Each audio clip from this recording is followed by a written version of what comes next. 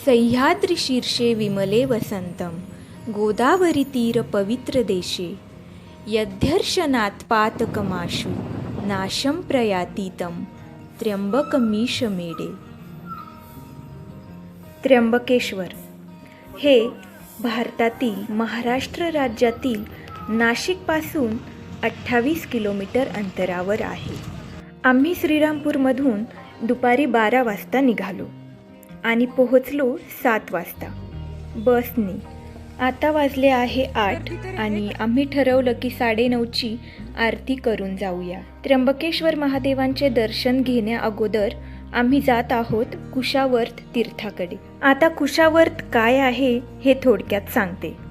हे पवित्र गोदावरी नदीचे तीर्थस्थान आहे। गोदावरी नदी ब्रह्मगिरी पर्वतावरून गुप्त होऊन येथे प्रकट होते। गौतम ऋषींनी कुशांचा बांध घालून गोदावरीचे पाणी येथे अडवून ठेवले, म्हणून याला कुशावर्त असे म्हणतात। हे कुंड 21 फूट खोल नैसर्गिक पाण्याचे कुंड असून येथे स्नान केल्याने पापक्षालन होते अशी भाविकांची श्रद्धा आहे। कुशावर्त कुंडात सतत पाणी झिरपत असते। याच्या आसपास अनेक छोटी छोटी मंदिरे आहेत। नाशिक त्र्यंबकेश्वर कुंभमेळ्या दरम्यान येथे साधू संत आणि भाविकांची मोठी गर्दी होते। आणि सगळ्यात महत्त्वाचे म्हणजे त्र्यंबकेश्वर ज्योतिर्लिंगाचे दर्शन घेण्यासाठी कुशावर्तामध्ये स्नान करून गेले पाहिजे। तसे बाहेर 300 रुपयाचा पास देऊन डायरेक्ट मंदिरात एंट्री होती, पण आम्ही तसे केले नाही। आम्ही लाईनमध्ये जाऊनच महादेवांचे दर्शन घेणार आहोत। लाईनमध्ये उभे असताना आपल्याला ठिकठिकाणी असे टीव्हीमध्ये गाभाऱ्यातील लाईव्ह दर्शन बघायला मिळते।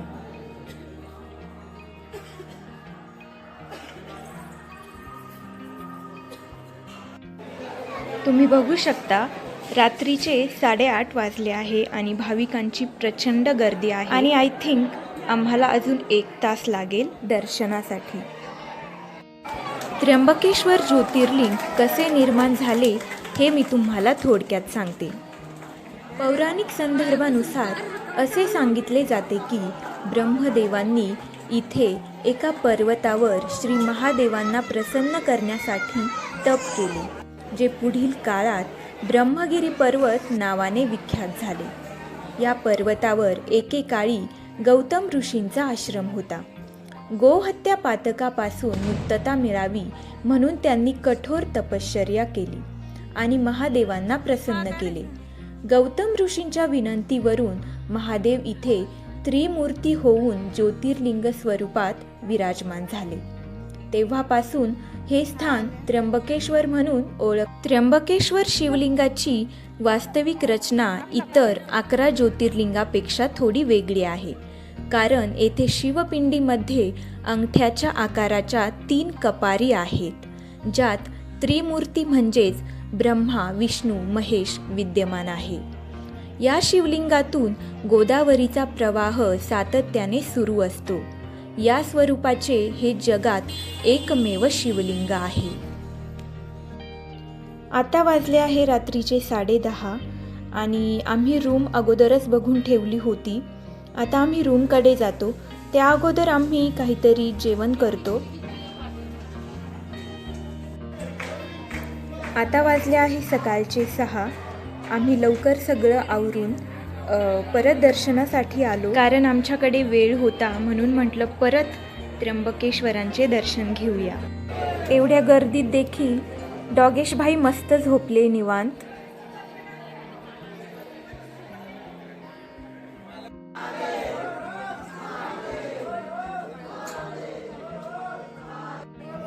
मंदिराच्या बाहेर ही दीपमाळ पण आपल्याला दिसते।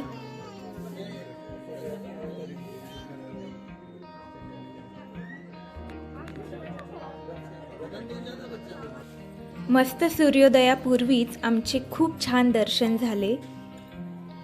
मंदिराच्या बाहेर इतकं छान वाटत होतं की सूर्यप्रकाश हा पूर्ण मंदिरावर आलेला होता आणि सकाळी सकाळी दर्शन निवांत पण झाले। काहीही लोटालाट गडबड काहीही झालं नाही। तुम्ही बघू शकता मस्त सोनेरी किरणे ही ब्रह्मगिरी पर्वतावर आलेली आहे।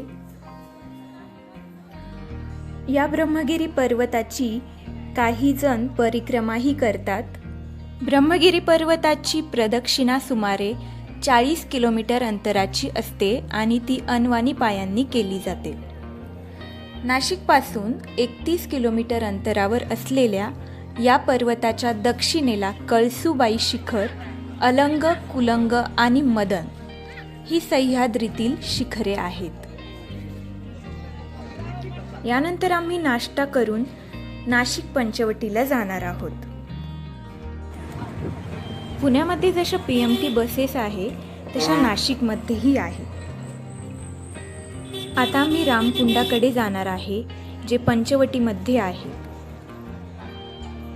पंचवटीतील रामकुंडाजवळच सीता गुफा, श्री काळाराम मंदिर, गोराराम मंदिर आणि कपालेश्वराचे मंदिर आहेत। तेथेही आम्ही जाणार आहोत।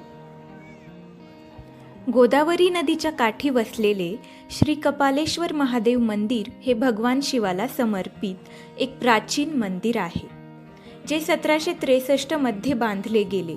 या मंदिराचे सर्वात मोठे वैशिष्ट्य म्हणजे येथे शिवलिंगासमोर नंदीची मूर्ती नाही, कारण भगवान शिव नंदीला आपला गुरु मानत असे, अशी पौराणिक कथा आहे।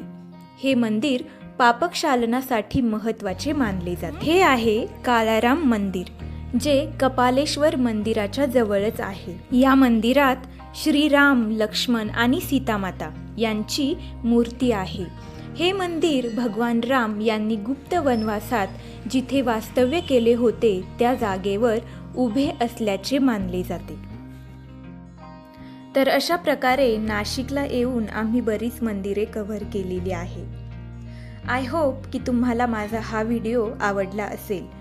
हा व्हिडिओ आवडला असेल तर लाईक करा आणि माझ्या चॅनलवर नवीन असाल तर सबस्क्राईब करा। भेटूया नेक्स्ट व्हिडिओमध्ये। तोपर्यंत हर हर महादेव।